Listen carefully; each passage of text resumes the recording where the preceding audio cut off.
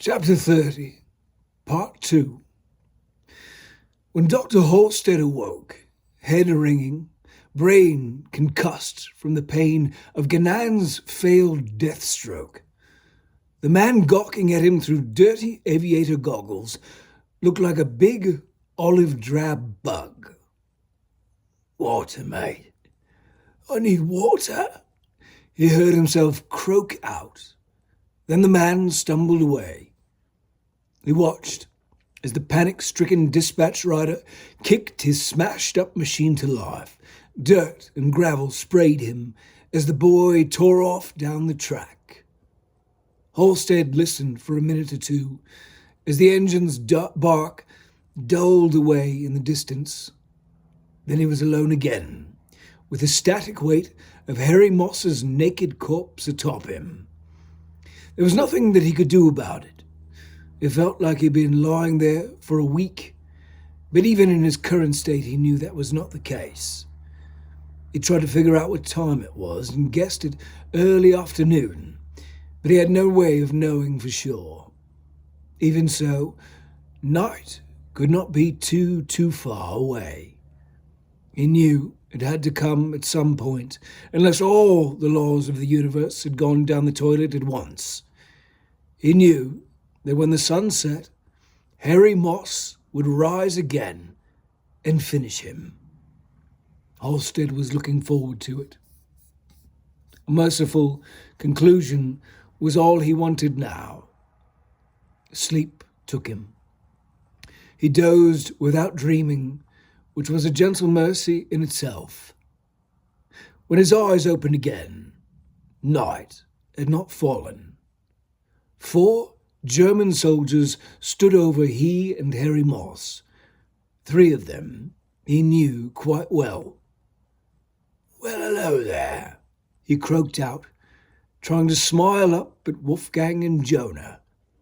"I figured you both gone to meet your maker." While Adolf stood back, Jonah and Wolfgang dragged Harry Moss's body off Halstead and discarded it in the ditch across the road. Rupert Fuchs knelt and used his jackknife to saw through the bonds that staked Halstead to the road.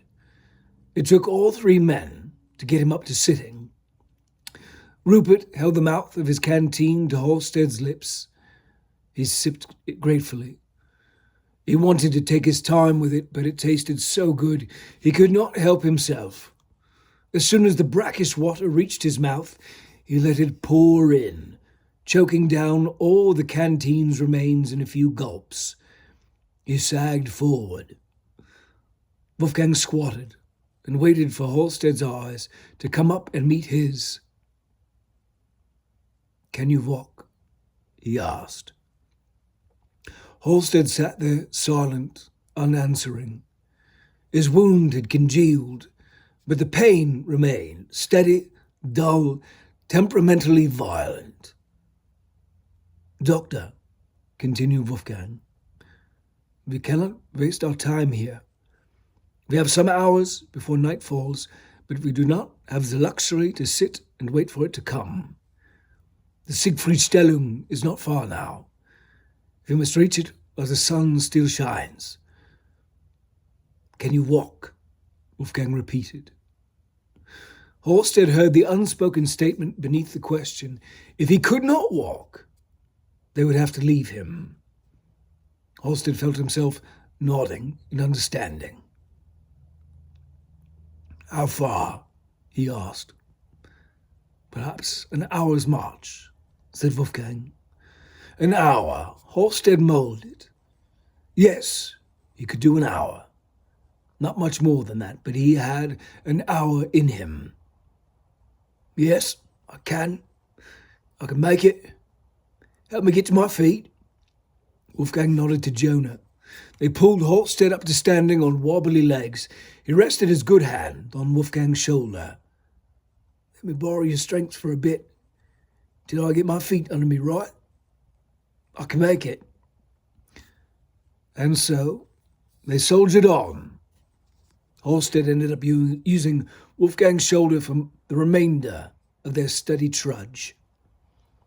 No one spoke.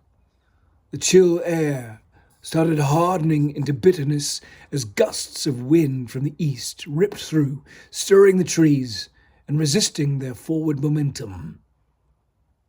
"Feels like snow will come," said Jonah. No one responded, though they all agreed that it did. The air had the cut and taste of frigid moisture that served as snow's precursor. They pressed on. 45 minutes later, as the first meaty flakes tumbled down, they came upon Donny McMaster, huddled in a ball next to his motorbike, comfortably asleep on the road. Wolfgang knelt down and shook his shoulder. Donny popped right up. He'd been in the heart of a splendid dream where he was being fed heaping helpings of bacon, pancakes, and strawberries with whipped cream. Reality was less pleasant. He sat up. The aches in his left side flared sharply. He hugged himself against the sudden cold.